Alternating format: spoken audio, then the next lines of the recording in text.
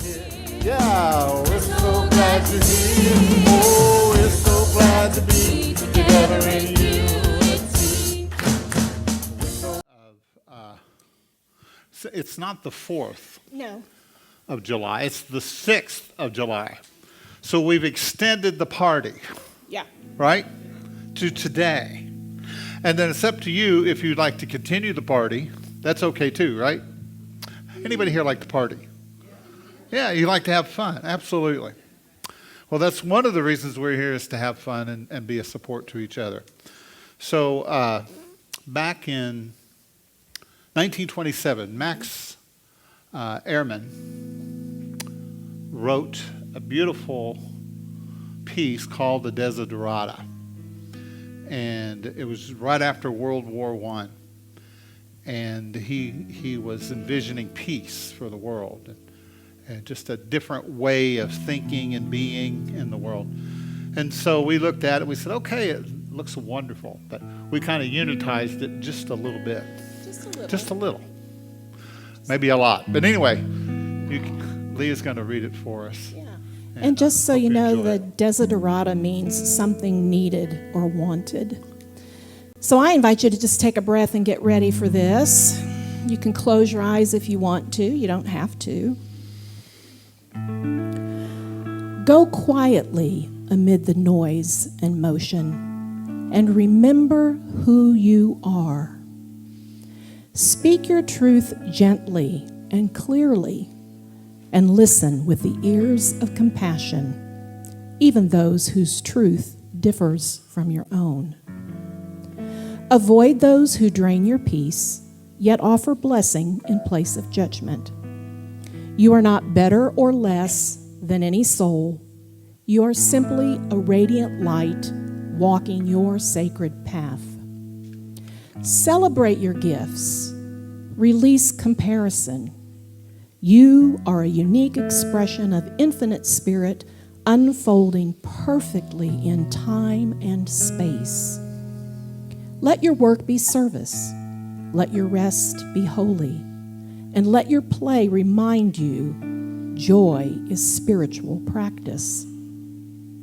Though the world may swirl with illusions of chaos, hold fast to divine order.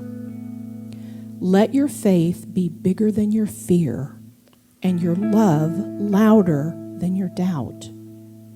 You are a child of the cosmos, no less than stars or galaxies. You belong here, and the universe conspires in your becoming. Therefore, be at peace with God, however you understand divinity. Let no creed define your connection to the vast, loving presence within. Amid striving, pause. In silence, listen. In the now, you are free. No matter your past, you are not broken. You are becoming. With all its heartbreak and holiness, this life is still a miracle. Choose gratitude, live boldly, and remember, you are love in action. Yes. Beautiful. Beautiful. Anyway. All right. Okay. We're going to embrace the chaos this morning. Let's do it. You ready to embrace the chaos? First of all, how many have been enjoying these metaphysical movie breakdowns? Have you enjoyed them? Okay, good, great. Good. So this morning we're talking about the movie.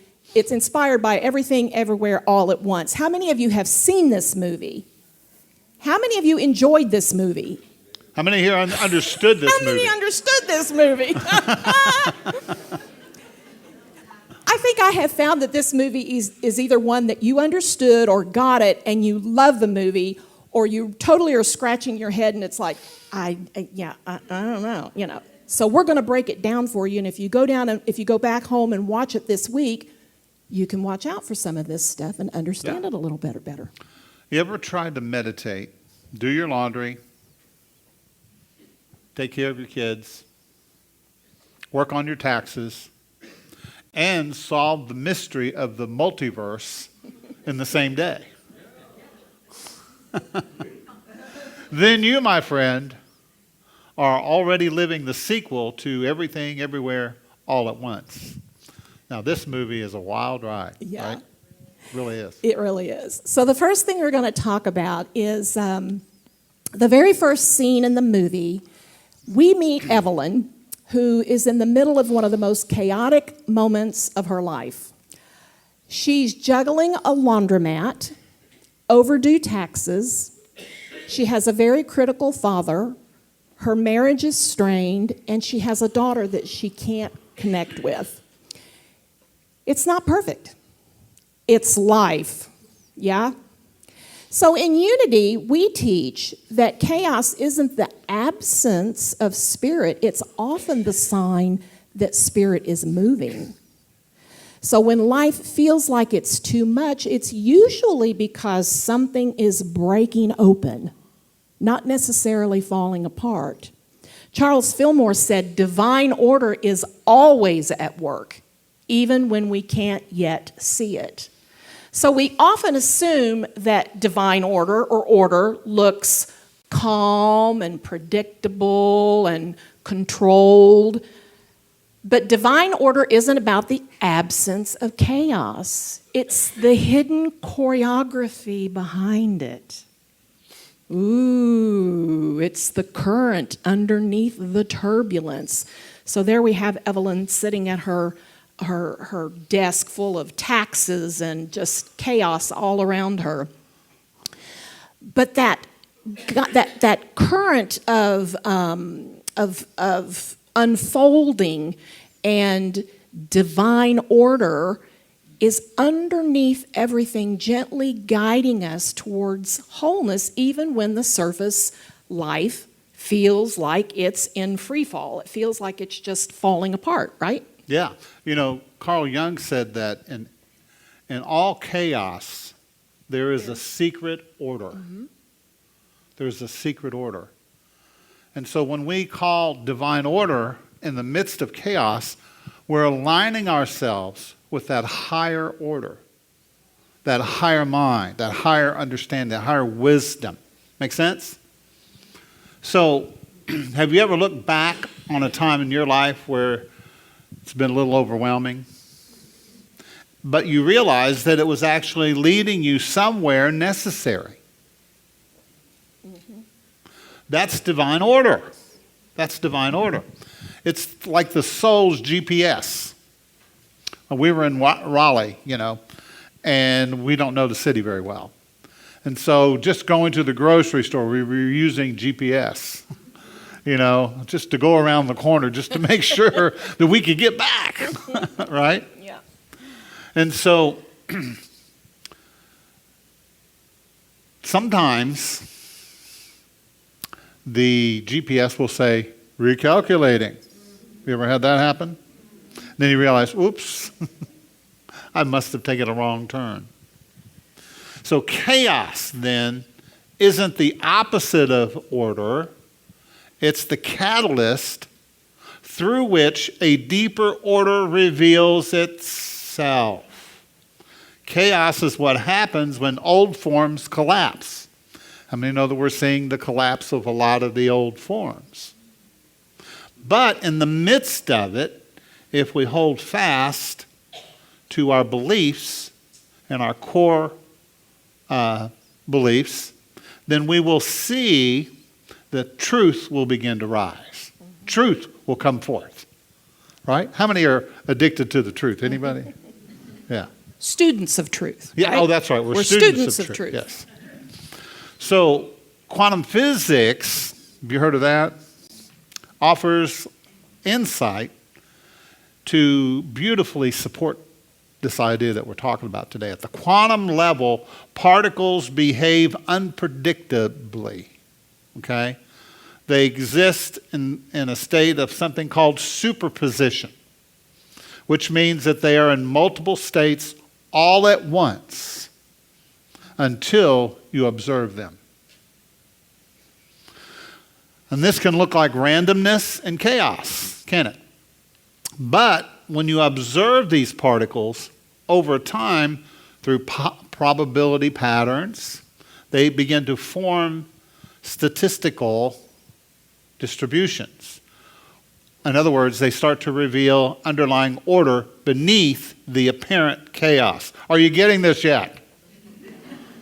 So what seems random in your life may, on a deeper level, be organizing toward harmony. Let's say it together. I'm organizing toward harmony. Toward harmony. Yes. The other quantum physics idea is that of chaos theory. All right, so that's connected to quantum systems. And it teaches that very small changes in initial conditions can lead to vastly different outcomes. And this is what we call the butterfly effect. Have you heard of the butterfly effect? Yeah. So these changes still follow a set of rules because chaotic systems are not random. They're complex and they're sensitive, but they're not meaningless. So the tiniest shift in your consciousness, a new thought, a new act, a kind act, a breath, can reverberate across your life in powerful ways. Divine order doesn't prevent disruption, it actually uses it. Ooh. Can I get a ooh? Ooh. Now, quantum entanglement is where entangled particles influence each other in an instantaneous way. Okay? No matter how far apart they are. They've actually done experiments with pieces of DNA in one country and in another country, the same DNA, and they've kind of, jiggled it around, done things to it, and when they touch or work with the one set of DNA, it affects the other. Okay? So Instantaneously. yeah. And it's because we are all entangled. We're wrapped up. We're tied up. We're all tangled up together in that same energy of spirit. Mm-hmm. Right? And so Einstein called this, he thought it was kind of spooky. This is what he called it. He called it spooky action at a distance. Yep. Right? Yep. That's kind of a cool name, right? Yeah. So there is a connectedness behind the appearance of things, right? We're all connected in one spirit. We're all connected in one energy, one field of intelligence and awareness. We're all connected, whether you think you are or not. If you think you're not, you still are, but you don't feel it. Yeah. You don't jive with it. You don't harmonize with it. You understand? And so in Unity, we want to teach people how to harmonize with other people so we can blend together and we can come together and create some good stuff, right? Because you are powerful, so powerful. You are a creative being. Where did we get the roads from? Where did we get the cars from? Where did we get the dishwashers from? Where did we get the stoves from? It is through the creative intention of people just like you and me, working together and creating it. Yeah. And it's unlimited what we can do. So there is this divine orchestration, synchronicity. It's one of my favorite words, synchronicity, or synchronicity. We're all in sync together. And when your life is harmonizing with the universe and harmonizing with the divine, harmonizing with other people, then you get into that rhythm, that flow. And it's a beautiful thing. Yeah. Right? Yeah. So quantum physics teaches us that beneath the apparent chaos is what? An elegant mystery of connectivity, probability, and intelligence. It's not random at all. And this aligns perfectly with the spiritual truth that divine order is not imposed, it unfolds. Right? How many know that you're not made to do anything? You live from the natural flow of your life. The reason you made that decision to go left instead of right is because to you it felt like what you were supposed to do. Yeah. Make sense? Life unfolds. And that's the beauty of it. So when you're in harmony, it unfolds in a greater, deeper, higher way. So we see Evelyn in this chaos of her life, and then we begin to experience the multiverse mayhem. Evelyn suddenly gets untethered from her linear life, and she discovers that she can multiverse jump into countless versions of herself. She's a kung fu master. She's a glamorous movie star. She's a teppanyaki chef with a raccoon sidekick. There's even an alternate Evelyn with hot dog fingers. Yes, hot dogs. It's a wild movie. Hot dog fingers. And she communicates through interpretive dance and tenderness with these hot dog fingers. It's hilarious. It's bizarre. It's overwhelming. And it's kind of familiar, right? These bizarre things that, there's the raccoon sidekick. Yeah, so this is, and there she is as the beautiful, glamorous movie star, all these different versions of herself, the Kung Fu master, and this is the inner multiverse, all these different versions of herself that exist.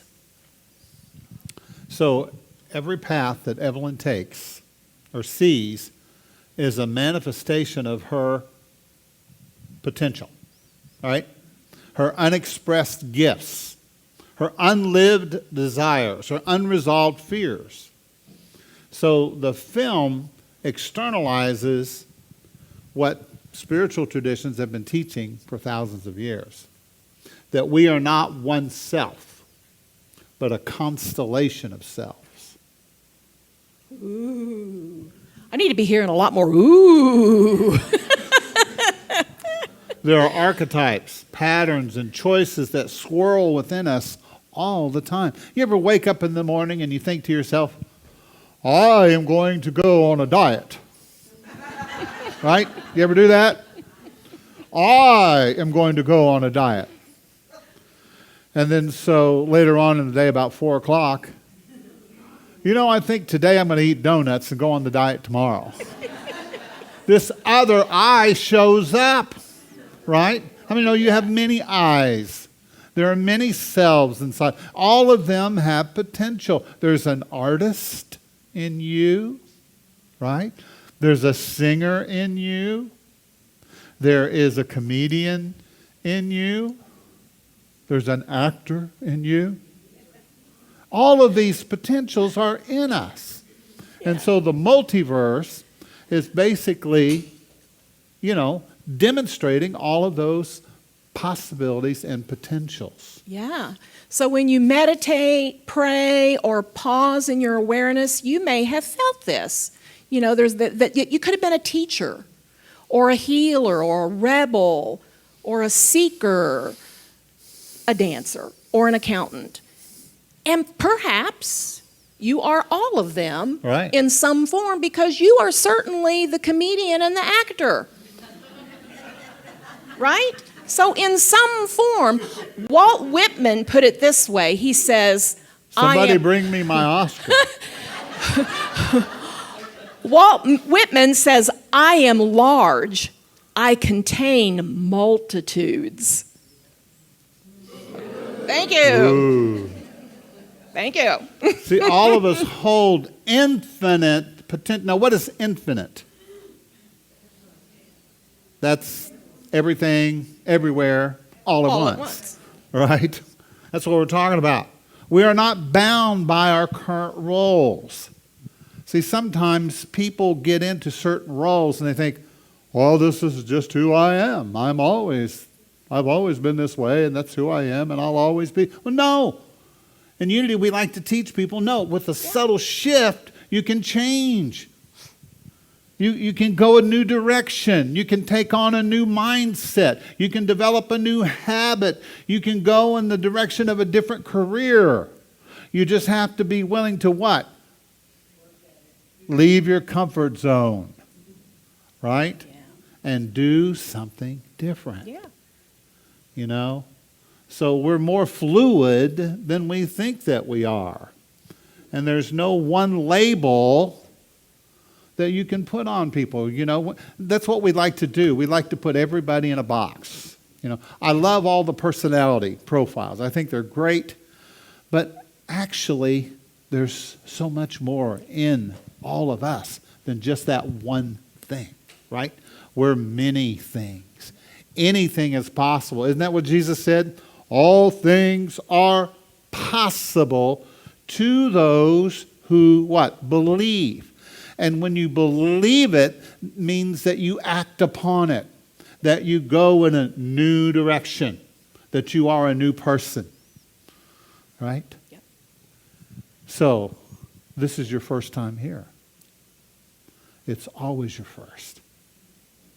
If you will approach life in that way, every time you give your significant other a kiss, let it be the first time, right?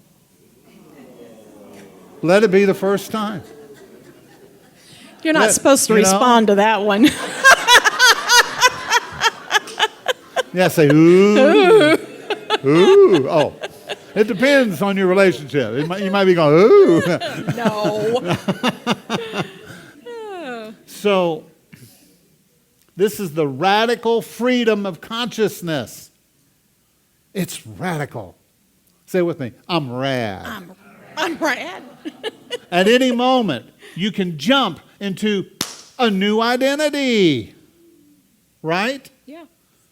It may not be through interdimensional technology yet,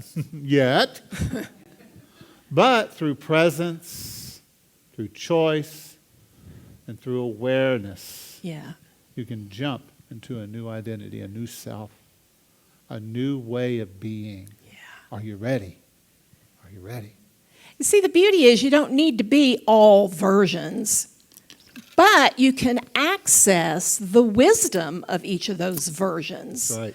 So, for instance, the courageous version of you knows how to make hard decisions. Is there a courageous version of you? Sure. The artistic version of you remembers how to dream. Because some of us were told as kids, stop daydreaming, and we shut down our ability to dream, right? The grounded version of you knows how to breathe through crisis and seeming chaos. So sometimes embracing your multiverse just means realizing that you've had 4 identities this week. 1 before coffee, 1 after coffee, 1 after meditation, and 1 in traffic on Woodruff Road. Right? All different. Ooh. Yeah, ooh, thank you for that. Thank you for that. Ooh, that was very good. So Evelyn, her husband Waymond, is this really sweet guy. He's very kind, and he places googly eyes on everything. And she doesn't appreciate it at all. And if you watch the film from the beginning with the awareness that he's doing that, you will see these googly eyes show up in all kinds of places, almost like little Easter eggs throughout the film. And he does it not to mock, but he's looking to infuse levity, perspective, and kindness into what seems to be an overwhelming world. And while they seem silly, they act as a form of symbolic sight that contrasts with the despair represented by the everything bagel, which is another whole part of the movie. So Waymond's googly eyes, they're kind of a spiritual wink at the seriousness of the world. And they're a playful protest against what appears to be meaningless. And it's a reminder to see life with childlike wonder. In that sense, they awaken a different kind of perception, not one that transcends the absurd, but actually one that embraces it with compassion, because she starts being asked to make some really absurd choices about things, to do some really absurd things in this movie. Yeah, Evelyn, just like all of us do, she starts resisting, trying to control, trying to make sense of it all. Isn't that what we do? If you sat with somebody for the first time in a AA group or NA group or whatever kind of group that it is, there's always a little bit of resistance at first. Well, this isn't, thoughts come, this isn't going to work for me. It might work for you, but it won't work for me. Yeah. And we tend to resist things because they're what? They're different. We don't like things that are different. We want things to be, that's what the ego loves, is sameness. Yeah. Loves it always. If we could just do it exactly that way every time. How many understand that it's not that way? Yeah. That is a totally different universe. I'm sorry, you signed up for the wrong seminar.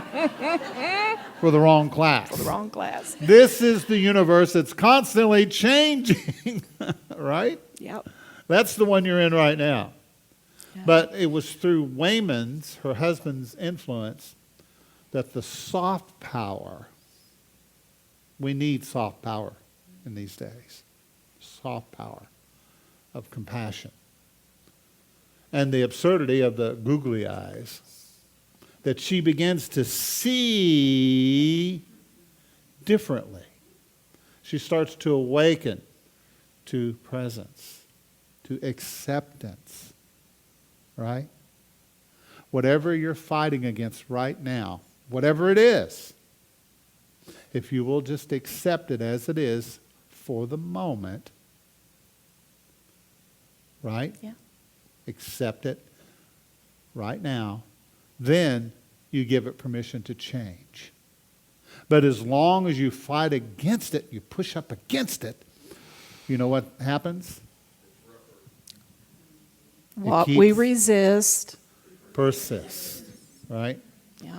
So she finds peace not by escaping the absurd. I mean, there's a lot of absurdities in life. But by embracing it, okay, that's. I guess this is another Tuesday here, all right? And so absurdity becomes a disruptor for Evelyn and eventually snaps her out of her trance. I mean, I understand that a lot of people live a life in everyday trances. Mm-hmm. Walk through life. Yep. As an automaton. We have our breakfast. We eat the same thing, oatmeal, every day. And then we get up from there and we go to work and we see people high. Okay. We get it. You know what I mean? We get it. It's absurd, right? I mean, you got to bring the energy to the party. Right? Yeah. But control doesn't equal freedom. And certainly doesn't equal truth. Logic doesn't always lead to love. Mm-mm.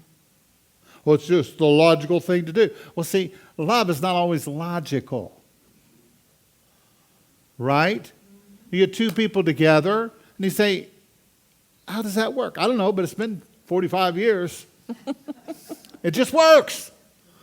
You see what I'm saying? It just works. Yeah. So instead, love, laughter, and letting go becomes your sanity. Yeah. See if you can laugh at things. And you can have that soft power of love and compassion. and learn how to let go. You can jump universes, right? So Evelyn has to perform these ridiculous, illogical actions, like professing her love to a stranger or eating a stick of lip balm, right? Or That's right, yeah. putting On a googly eye on her forehead. It's chaos by design. By doing the absurd or random act, she disrupts the normal pattern of her universe, and it creates a link where she's able to do what? Something new and different. Does that make sense? Yeah. So have you noticed that spiritual growth often feels strange, awkward, even uncomfortable? So remember that that's not dysfunction, that's expansion. And disruption breaks that trance of autopilot and invites conscious creation. And again, sometimes it takes absurdity to snap us back to sanity. So the absurdity, just like with Evelyn, often breaks those patterns of linear thinking. It interrupts the ego's illusion of control. Yeah. It forces presence through unpredictability. And it evokes a humility by showing us we don't have it all figured out. Yeah. You know, one of the really absurd things that it can happen sometimes is when we're arguing with someone and we are just so certain that we're right. And we're proving our point, and yes, yes, yes, yes, yes. And then you find out, you weren't right at all. Doesn't that feel awful? What an absurdity, right? So when the logic of the world collapses, as it does in the movie, there's a chance for something deeper to break through. Not more facts. We don't need more facts, but a felt truth. So there's this unity idea that divine ideas often come clothed in unlikely garments. Yeah. We don't always know exactly what's happening, do we? We don't always see it. Yeah, we live at a time, and it's always been this way. It's like a Shakespearean play. Yeah. Right? And all these actors on the stage doing their part. And how many know that everything and everyone serves a purpose, right? Everything serves a purpose. So Wayman, who appears to be a meek background character, who was more concerned with googly eyes and snacks than saving the world. But as the story unfolds, we discover there are multiple Waymans. Of course there are. How many know there are multiple yous? Of course. Every Wayman, Everyday Wayman. everyday Wayman, yeah, is loving, he's timid, he's underestimated. Alpha Wayman is bold, strategic, resistance fighter from another universe. A movie star Wayman, suave and poetic, right? In each universe, Wayman offers a different flavor of wisdom, but all share the same core truth. Kindness is not weakness. Let's say that together. Kindness is not weakness. As a matter of fact, it's strength, isn't it?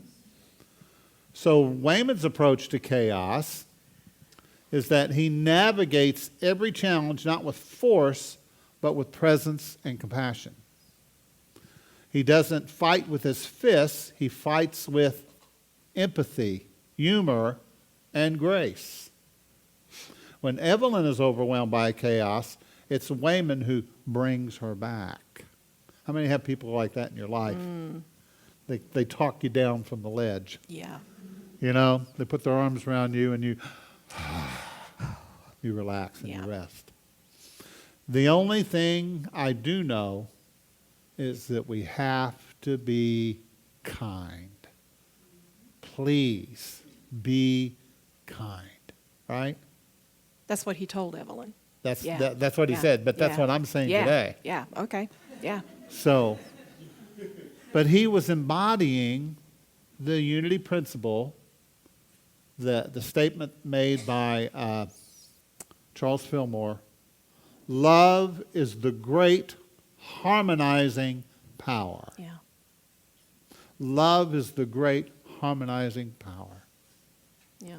In a world of cosmic explosions and kung fu fights and bagel black holes, that's in the movie, Yep. Wayman seems out of place until you realize he's the hidden Buddha. He's the Christ. He teaches through being, not performing. Through tenderness, not dominance. When Evelyn is drowning in chaos, it's Wayman's worldview that becomes the spiritual key. He doesn't give her answers.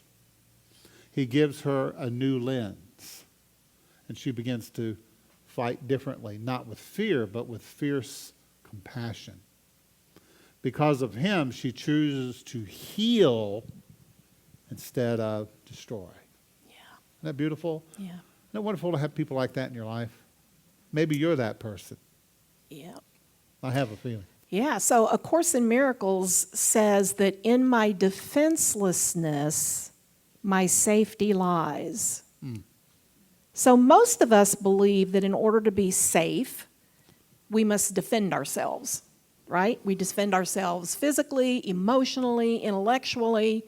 We build walls. We prepare comebacks when somebody's talking to us and tighten our grip on control.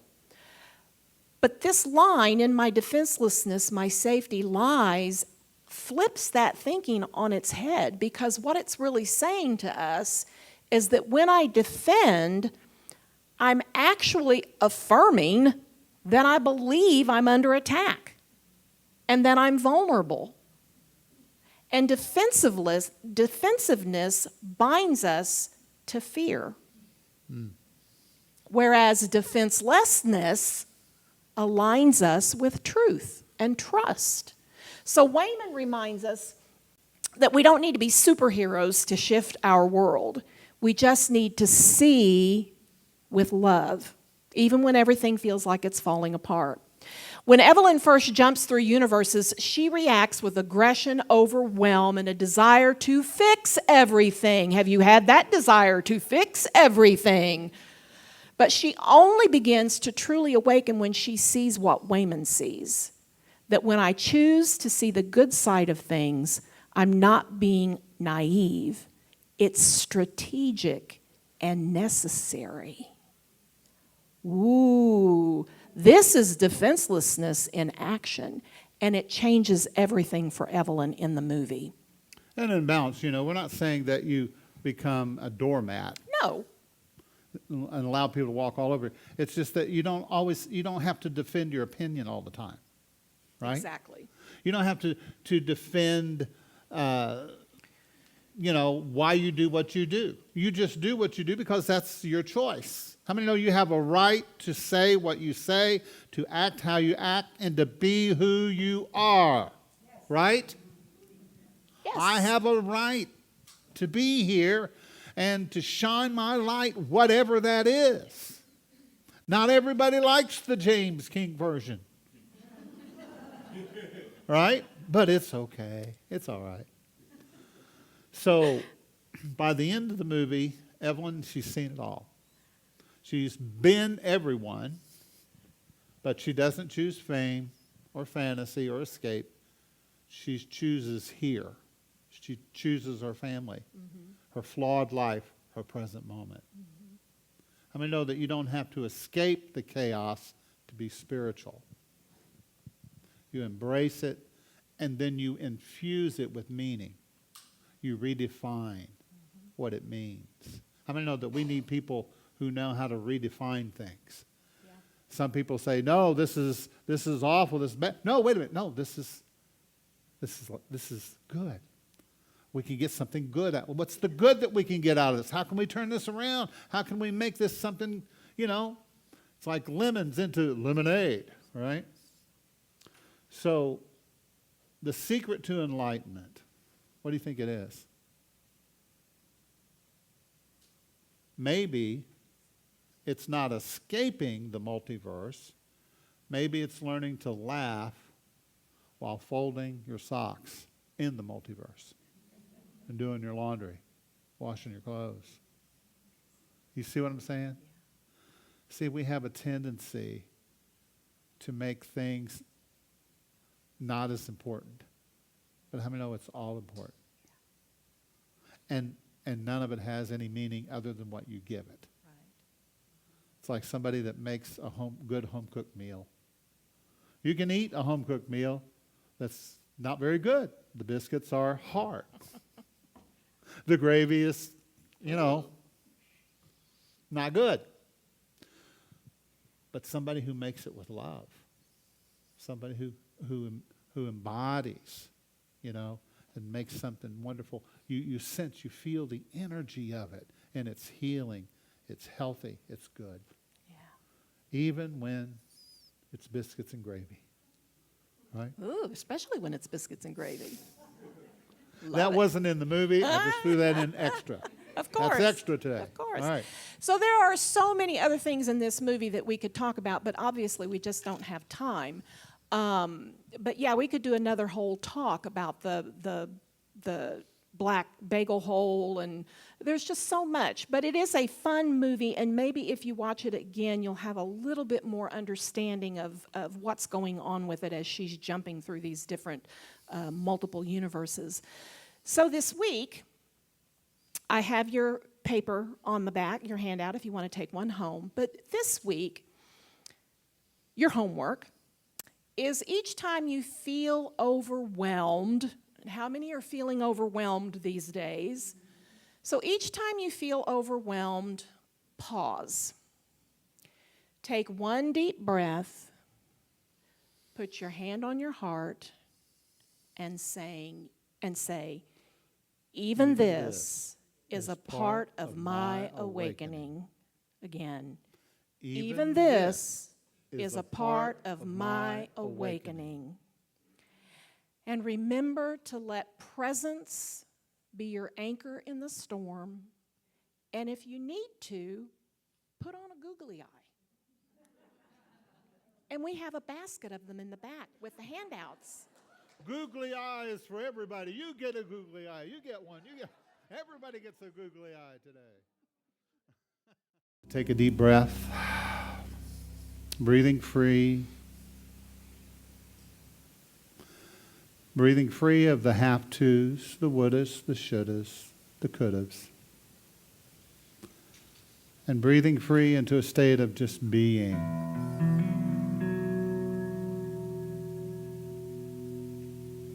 Here we are. Here you are.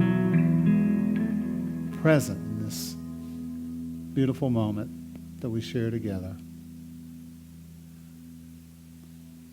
Grateful for the lessons of life, all the teachings, that everything serves a purpose, that everything is connected. All people. I'm connected to every other person. And I'm also connected to all the various versions of myself. That part of me that chose to go one way and not the other. That part of me that didn't speak up. Or that part of me that did speak up when I needed to. And so when I look around at the world, I realize that everybody is just a different version of myself. They're just a different version of me. A different possibility. A different potential. And sometimes when I look at people, I think to myself, there but for the grace of God go I. And this awakens us to our soft power of compassion, wisdom, and understanding. Then when I look at other people and their situations, their traumas, their dramas, their beliefs, whatever that they express, that maybe in myself I might not see. But yes, I'm connected to that person. I'm connected to the other person. I'm connected to all beings everywhere. We're all part of the same one spirit, the same one power, the same beautiful, loving presence. And there's something that happens when I begin to see that, is that it brings healing to me, but it also extends healing and grace to those around me when I see it different. When I see it with new eyes, with fresh eyes.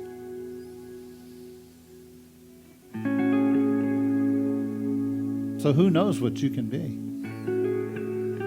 Who knows what you can do? Do you know? Maybe there's something that you've been thinking about, going back to school, taking on a new hobby, volunteering in a different role than you've done before, accepting a challenge that in the past, your past self wouldn't do, but now you're ready. You're ready for the challenge. You're ready to step up to the plate and take your swing, to do your part. Anything is possible. Possibilities are unlimited. How beautiful it is. And so, in these moments of grace, we send our love and our peace and our prayers all around the world. We just see that divine organizing principle working in Texas, bringing about help, strength, finances, and whatever is needed, encouragement and peace. We call forth divine order as we think of our nation in this independence celebration. We're grateful for all that has been in the past, all the good that has come forth. And we celebrate the good and we give thanks. And we pray for the coming together of all people. And the kindness. And the kindness. And the compassion. So now, I invite you to take a moment in the silence and just let whatever you need come to you. Maybe it's a new idea. Maybe it's an answer to a question. But let's just sit in the silence for just a moment.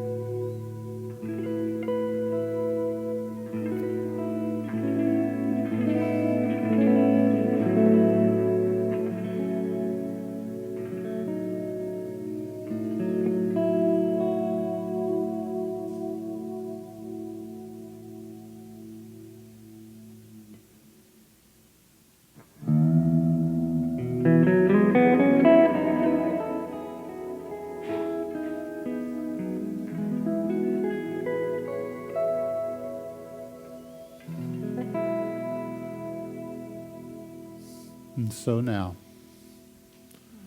we say, thank you, God. In the name of the Christ, all that is sacred, holy, and good.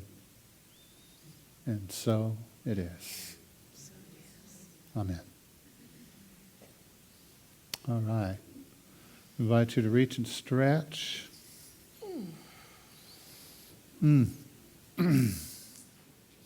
Alert, awake.